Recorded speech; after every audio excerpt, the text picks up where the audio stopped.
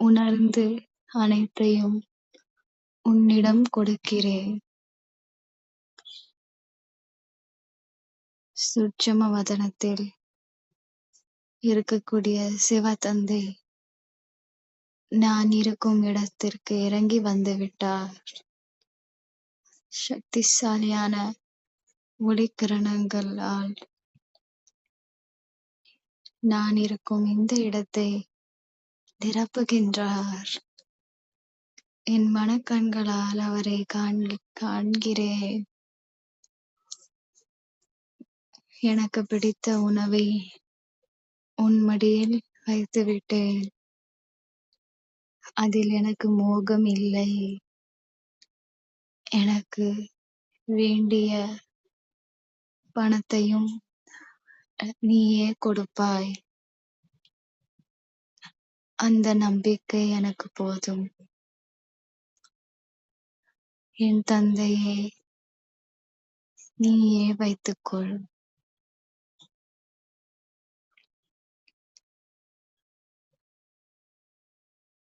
எனக்கு பிடித்தமான நபர்கள், அதையும் நீயே கொடுத்தாய்.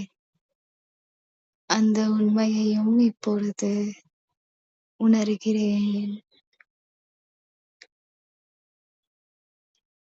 யார் உண்மையில் என்னுடையவர்கள்?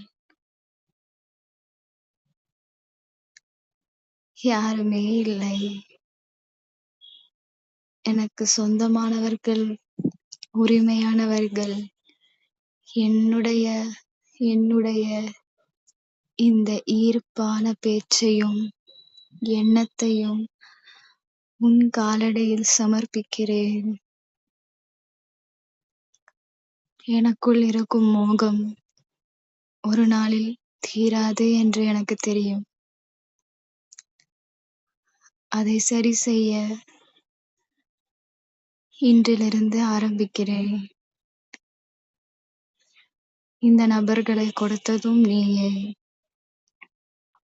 இந்த வீட்டில் இருப்பவர்களை கொடுத்ததும் நீயே. நான் எதிலும் மிக சிறந்த உரிமையாளர் அல்ல. நான் உனக்கு மட்டுமே உரிமையாளர். நீ எனக்கு மட்டுமே உரிமையாளர் என்ற தூய்மையான பற்றை உன்னிடம் மட்டுமே வைக்கிறேன்.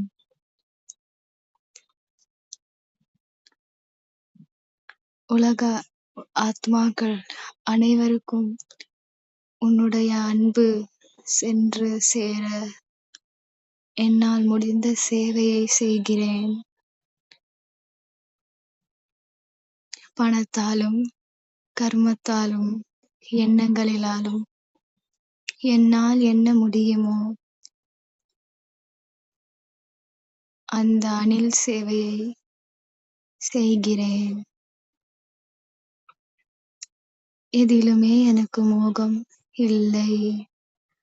பிரம்மா பாபாவைப் போல் நிராகாரி, நிரகங்காரி, நிர்விகாரியாக மாறிவிட்டு இப்பொழுது மனக்கண்ணில் பார்க்கும் அனைத்தையும் செய்யும் அனைத்தையும் நிஜத்திலே செய்து காட்டுகிறேன். இந்த மோகமே தேக அபிமான நிலை என புரிகிறேன். தேகம் சார்ந்த அனைத்துமே அபிமானத்தில் கொண்டு என்னை சேர்க்கிறது. தேகம் சார்ந்த உறவினர்கள், தேகம் சார்ந்த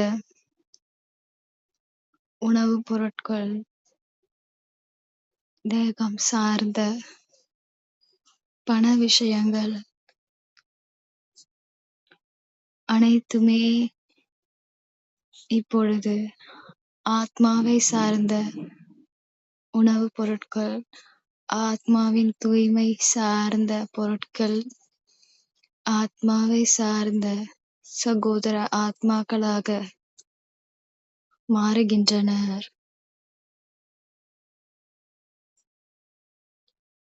அனைத்து பிறவிகளிலும்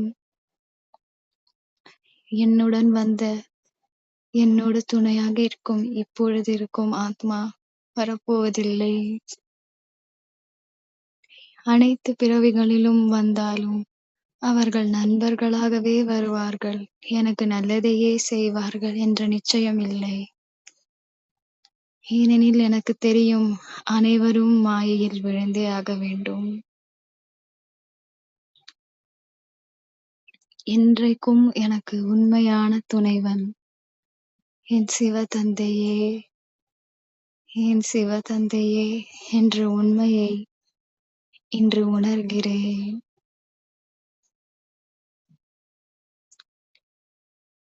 மனக்கண்ணில் நேருக்கு நேராக பார்க்கும் என் சிவதந்தையிடம் மனப்பூர்வமாக என்னுடையது என்று எதுவும் இல்லை. இந்த உண்மையை உணர்கிறேன் என்று கூறுவோம்.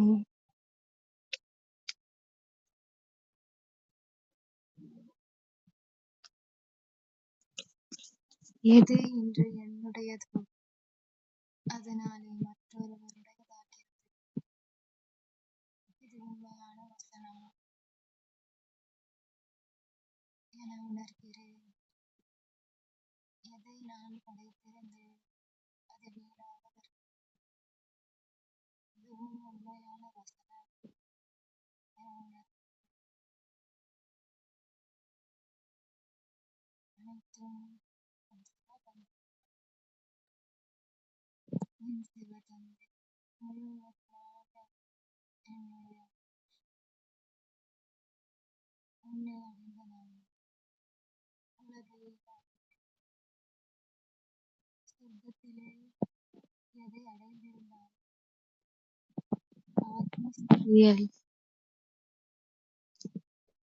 ஆத்மஸ்திதியில் மறைமுகமாக என் தந்தையையே நினைவு செய்வேன் என்ற உண்மையையும் அறிவேன். நேரடியாக எனக்கு சொர்க்கத்தில் என் தந்தையை தெரியப் போவதில்லை. ஆனால் ஆழ் மனதிற்கு தெரியும்.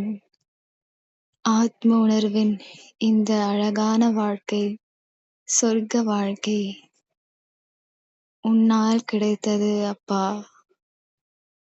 இந்த உண்மை என் ஆழ் மனதிற்கு தெரியும். இந்த ஆத்ம திருப்தி 5000 வருடங்களாக எனக்கு ஆழ்மனதில் தொடர்ந்து கொண்டே இருக்க வேண்டும் என்ற ஆசையும் மகிழ்ச்சியும் கொண்டிருக்கிறேன்.